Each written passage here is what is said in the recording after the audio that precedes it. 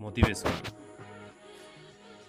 আমাৰ জীৱনত মটিভেশ্যনটো এটা অতি আৱশ্যক বস্তু। যিজন মানুহে নিজৰ জীৱনটো কিছু অলপ হ'লেও পৰিৱৰ্তন আনিব বিচাৰে, যিজনে নিজৰ জীৱনটো এটা নতুন দিগন্ত বা দিশ দিব বিচাৰে আৰু নিজৰ সপোনটোক বাস্তৱৰ ৰূপ দিব বিচাৰে, তেওঁলোকক মটিভেশ্যনৰ অতি আৱশ্যক। কেতিয়াও নিৰাশ নহ'বা ভাই। নিৰাশ এনেকুৱা এটা বেমাৰ যাৰ গ্ৰাসত কোনোবা ডুব যায় নহয়, সি তাৰ পৰা ওলাই অহাটো জটিল হৈ পৰে।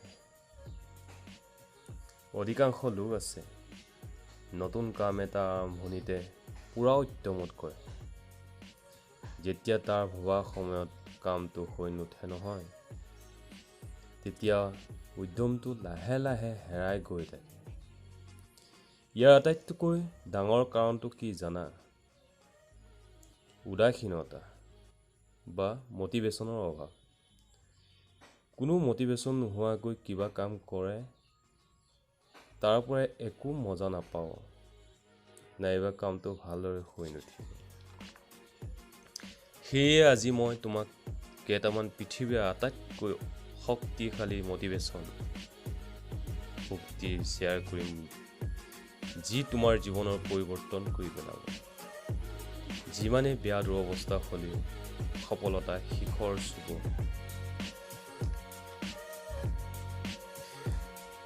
যদি তোমাৰ সপোন পূৰ্ণ কৰিম বুলি ভাবিছ, তেতিয়াহ'লে আজিৰ পৰাই আৰম্ভ কৰা। আনৰ লগত পিছত তুমি প্ৰথমে নিজৰ লগত যুঁজিব শিকি লোৱা। বিজয়ী সেইজনৰে হয় যি হাৰি যোৱাৰ পাছতো আকৌ এবাৰ চেষ্টা কৰে।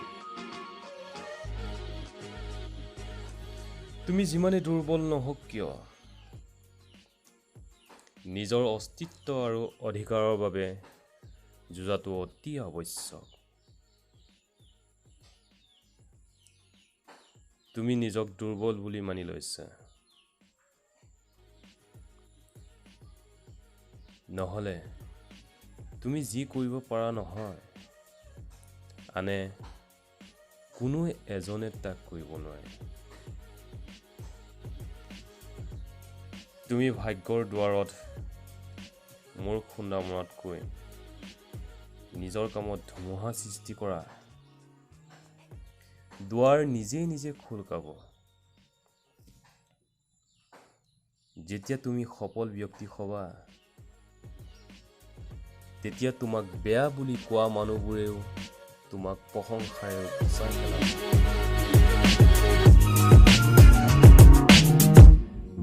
যদি তুমি সেই কথাবোৰত সন্মত হোৱা, লাইক, কমেণ্ট আৰু শ্বেয়াৰ কৰিবলৈ নাপাহৰিবা। Thank U.